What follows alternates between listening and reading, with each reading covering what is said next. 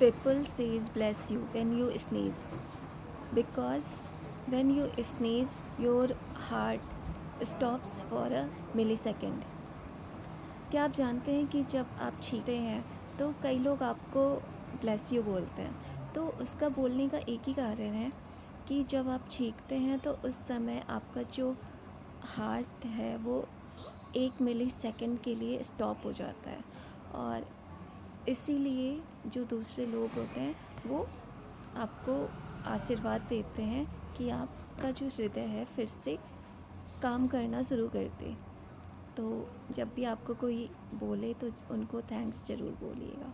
Thank you for watching this video, and this is a facts and knowledge videos, and please share to others. Thank you for watching. Likey